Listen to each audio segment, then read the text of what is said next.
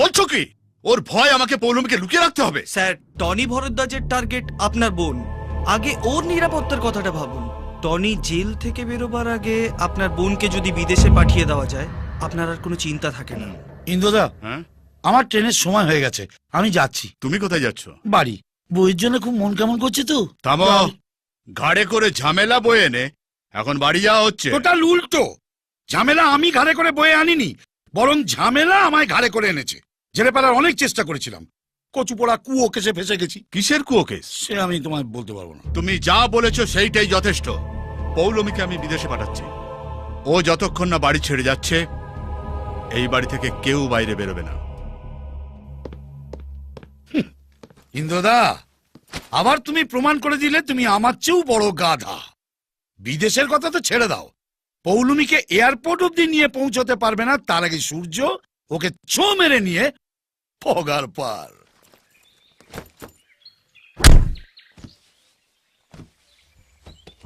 চল।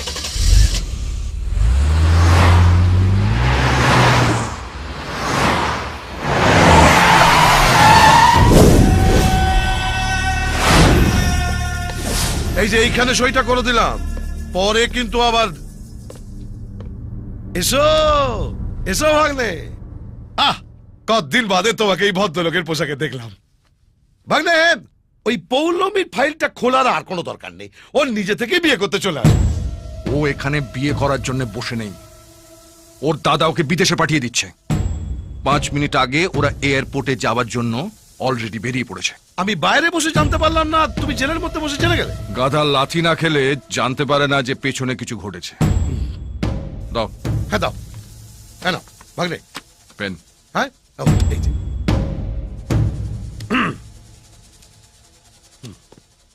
স্যার, হুম? সূর্য নামে একটি লোক আপনার জন্য মায়ের মন্দিরের প্রসাদী ফুল পাঠিয়েছে। আরে শালা, এর মধ্যে নিশ্চয়ই কোনো চক্করবাজি আছে।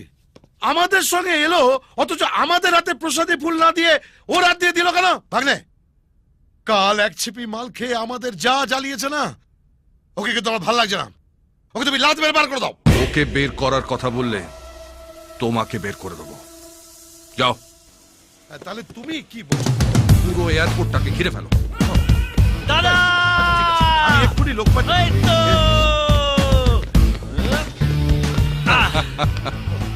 প্রসাদী ফুল পেয়েছো দাদা? হ্যাঁ। এই তোমার কাছে কেন? এনো দাদা, একেবারে মায়ের পায়ের থেকে এনেছি। ঠিক আছে ঠিক আছে, তোমার নাটক টিটক বন্ধ করো তো। এ দেখেছো দাদা, আমি সারা রাত ধরে ছটপট করছি যে কখন তুমি জেল থেকে বেরোবে, আমার ইচ্ছে পূরণ করবে। এ বলে নাকি আমি নাটক করছি। আমি এখনই তোমার ইচ্ছা পূরণ করব।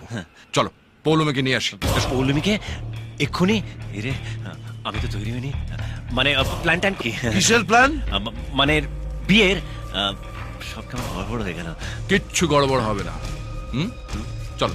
হ্যাঁ, চলো।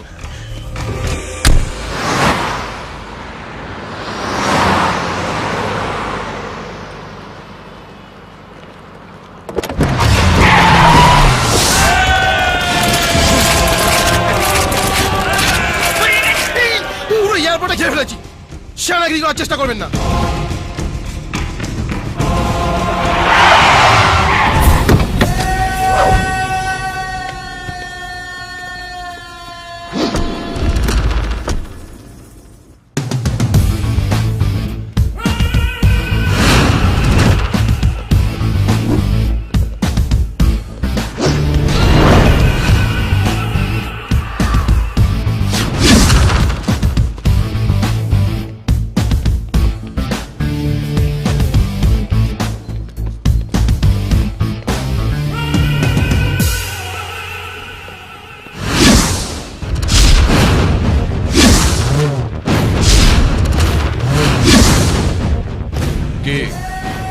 আমার ভয় বোনকে বিদেশে পাঠিয়ে দিচ্ছেন? আমার চোখ যার উপরে পড়ে তাকে আমি চোখের বাইরে যেতে দিই না। ঠিক চলে এসেছি।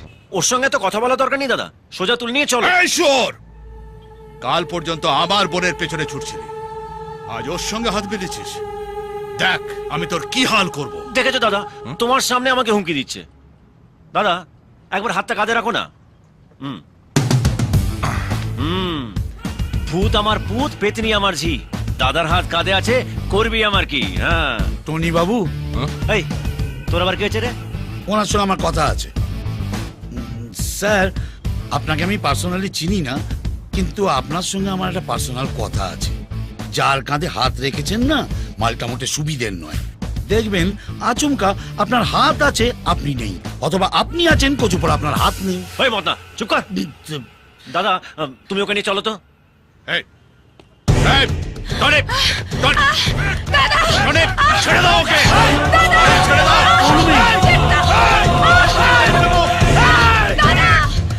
ছেড়ে দাও। তুমি কি আনরোম্যান্টিক দাদা? কেন? খালাসি হয়ে ড্রাইভারের পাশে বসে আছো।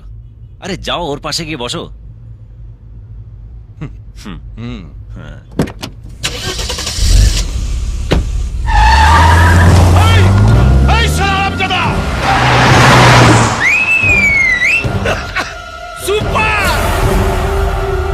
আগেই বলেছিলাম মাল সুবিধের নয়, গরিবের কথা বাসি হলে মিষ্টি হয়। এবার বসে বসে কপাল চাপড়ান, কচুপড়া আরো ফিরছে না।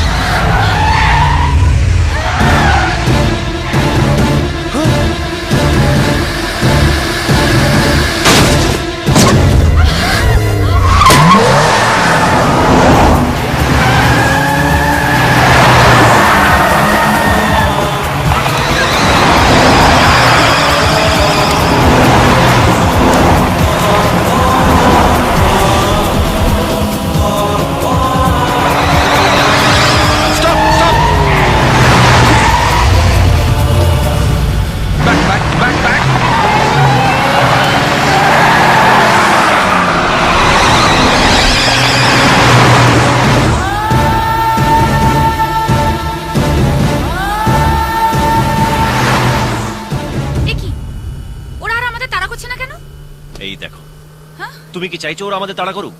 আরে তোমাকে বিয়ে করতে এসেছি, শিয়ালে তাড়া খেতে আসিনি।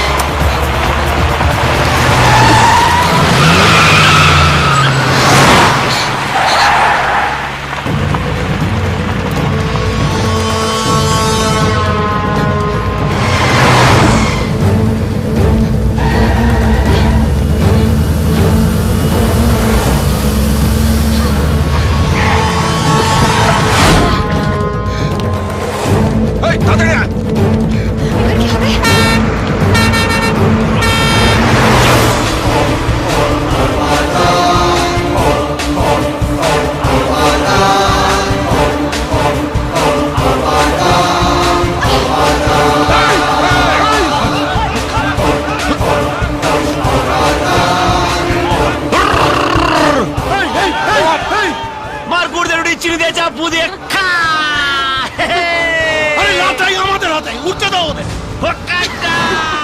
ওর পুরো ফ্যামিলিটাকে তোমার পায়ের তলায় এনে দেবো। দেখবে ও সুসুর করে ওই মেয়েটাকে নিয়ে চলে এসছে। লাটাই চল, খুঁড়ি তার, চলো চলো চলো, এসো।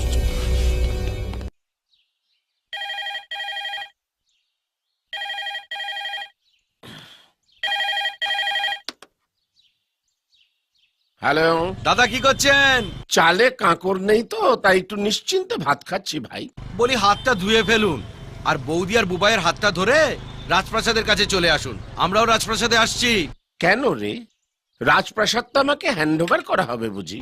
না, আসলে পৌলমীকে নিয়ে সূর্য পালিয়েছে, তো ওর পেছনে লোক লেগেছে। ওরা যাকে পাবে তাকে খাবে, ও আপনাকে পেলে আপনাকেও খাবে। ছেলেটা কি আমাকে টেনশন ছাড়া আর কিছু দেবে না? দাদা, সে আর নতুন করে বলার কি আছে?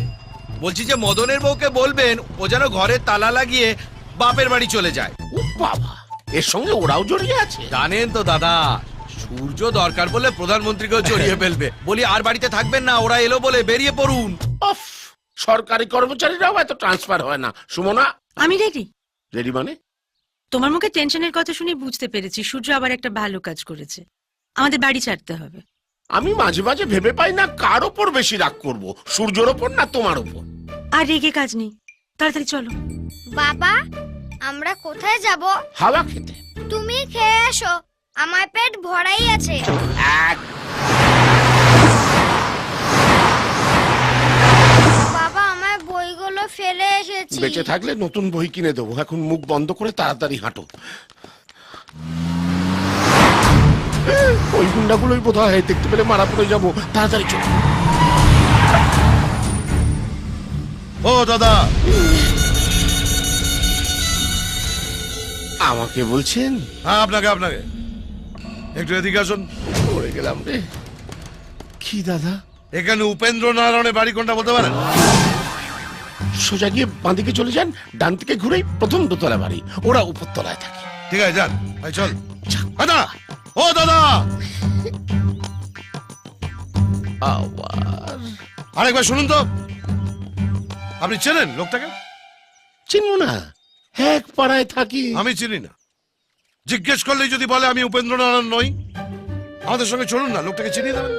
না না, অমনকাচুনি করবেন না, অত্যন্ত সজ্জন ব্যক্তি। সজ্জন? ধ্যাম না একটা। ওর ভাই একটা মেয়েকে নিয়ে পালিয়েছে, আমরা ওকে খুঁজছি। ওর দাদাকে তুলে নিয়ে গিয়ে কুমড়োর মতো ফালা ফালা করে কাটলে ও ঠিক বেরিয়ে আসবে। কুমড়ো কাটলে তো কুমড়োর বিচি বেরোবে স্যার, ভাই কি করে বেরোবে? এই, আপনার কি তার কাটা নাকি? সারা বলছি এক আর বুঝছি আর এক। উঠে আসুন। কি হলো? আমরা দাঁড়িয়ে থাকবো নাকি? হ্যাঁ বলুন, গাড়ি করে আমরা পৌঁছে দেবো। আসুন। না স্যার, আমি কোনো ঝামেলায় জড়াতে চাই না, বুঝতেই পাচ্ছেন, মিডল ক্লাস। বউ ছাড়া কাউকে ভয় পাই না। তো যান, বউয়ের আসল ধরে যান যান। স্যার, আবার কি হলো? ওই লোকটার কোনো ফটো আছে আপনার কাছে? মানে চিনতে সুবিধা হতো। ফটো থাকলে আপনাকে জিজ্ঞেস করতাম। নেকা ষষ্ঠী, যান। ফটো নেই। এই চল। তুই মনের ময়না করিস তুই পায় না, কাছেতে আয় না।